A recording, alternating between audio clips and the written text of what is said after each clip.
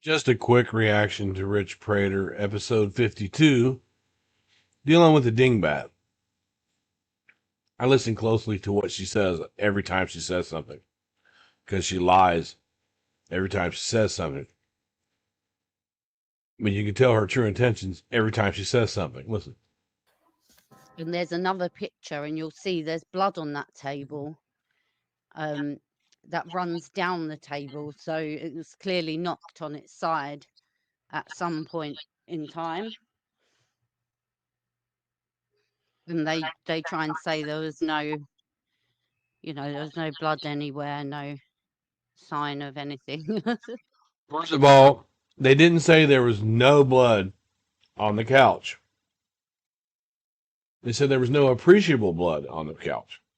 Not enough to be worth anything. Not enough for them to study. No Yeah. sign of an Like there was intruder. No sign of very struggle. Right. Yeah, no sign of a struggle. This is the couch that was returned to the family that they sold, and it had evidence on it. Okay, if they knew that it had evidence on it, why they sell it? And they determined there was no evidence that they needed on that couch. No appreciable However, blood. there's many rumors and everything else. That would be right below where those arrows are, would be where the supposed luminol showed us a handprint, Go buy you one. which I've we never, have I've known. never heard of them doing luminol on the couch. Oh, that's another. I mean, there's so many rumors and misinformation that goes out, things that were not even used at trial. Okay. Now, watch. Things that were not even used at trial. She wants to talk about things that came out after the trial. Watch this. And some of those things have even appeared in the television shows from like interviews with Maine. He talks about things he did that he never testified to. Well, I'm going to be honest with you. I'm willing to bet we don't know half of the stuff that went on during the investigation. I'd agree. And because the investigators and the CSI that sat on the stand, they didn't come out and just start telling exactly what they did. They answered the questions that were posed to them. In that house, I would bet on it from what I've seen of the evidence. Yeah, there is a report that talks about the luminol. They sprayed it on the couch, and that a handprint appeared. And as the luminol dripped down the couch, that it washed away the handprint. First of all, listen to her. Well, that's not how luminol works. That's exactly how luminol works. It's been known to destroy evidence. There's always that chance that if you spray it on a flat surface, that it breaks up the evidence. There's always a chance of that. In this one, the couch was found on the arm of the handprint was found on the arm of the couch. They didn't see the handprint until they sprayed the couch. They were spraying the couch looking for blood. All right.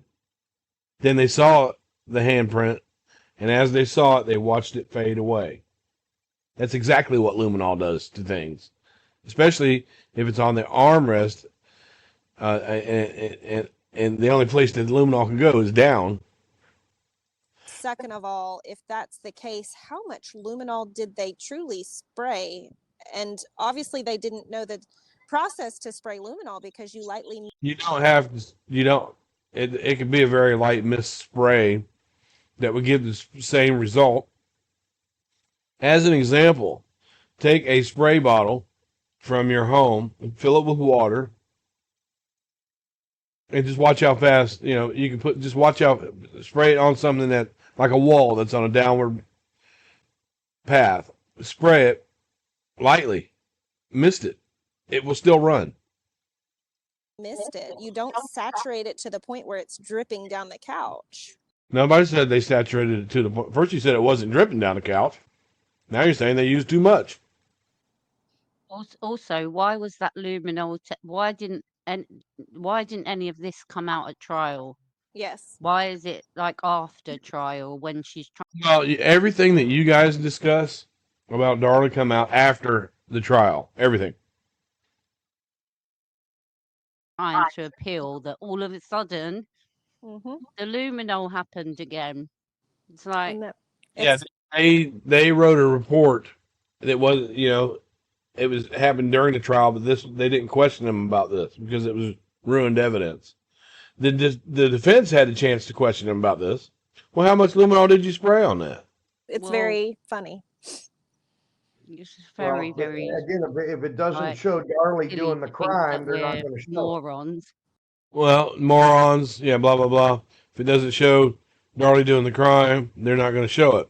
No, the prosecution is not going to show anything that shows Darlie not committing the crime. That's what they're there for. The defense has every opportunity to show why Darlie didn't do it, and they didn't.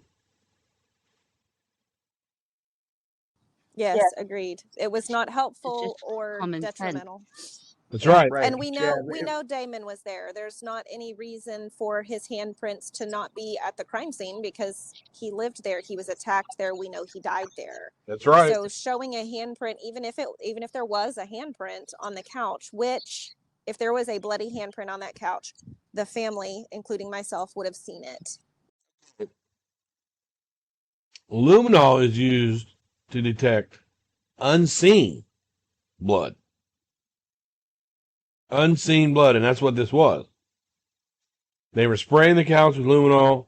The thing showed up. See, because if they had a bloody handprint there that they could see visibly, they wouldn't need to spray it with luminol. They just take a picture of it. And Danelle just confirmed, if there was a bloody handprint there, they would have saw it. That's because the luminol washed it away. And you can look up how luminol does destroy evidence quite a bit. It's known for it. You don't wipe a bloody handprint off of green leather. That was not fake leather. That was real leather. It would have stained. No, it would not have stained. Okay, you're saying that handprint should have stained the couch, right? The couch and it would still be there. Okay, so if Darlie got cut by her neck on that couch, it would have been on the couch, it would have stained it, and it would have still been there when you guys sold it. Right? There was no bloody handprint. Yeah, Now she's saying there was no bloody handprint at all. First, how much did they use? We would have saw it. If there was a bloody handprint there, we would have saw it. Unless you sprayed it with luminol, you would not have saw it. Duh. ask you a question, Danelle. Of course. I mean, I know you're only 13 years old at the time, but can you tell me if there's anything that you saw that was different from what we see in these crime scene photos? Anything that you can describe or that you might have seen that was different than what we were told? On this particular couch, I don't remember seeing anything other than what you see here. I remember it being in our garage and we had it there for, not a substantial amount of time, maybe a month, if that. But we cleaned it. We completely cleaned as best we could. And I don't know if it was this couch that we had or if it was the other couch that she actually laid on. I don't know. Now you don't even know what couch it was. But if there was a bloody handprint on it, well, your family would have saw it, right? Know specifically which one we had, but I know that there was no bloody handprint on either of those couches that has ever been shown in any picture anywhere in the history of Darlie Routier's photographs. There is absolutely no bloody handprint ever found on the couch itself. Yeah. It was found on a couch, but it got washed away. Yeah, I've never seen one on the couch. There's one in the carpet, which they removed, Right. which, Yep.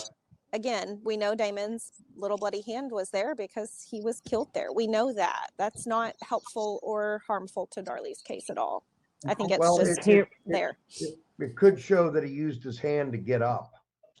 Yeah, It could indicate that. Yes, and I don't deny that at all. I certainly believe that he used his hands to get up. I just don't think that it proves one way or the other anything in particular, other than that he was killed there.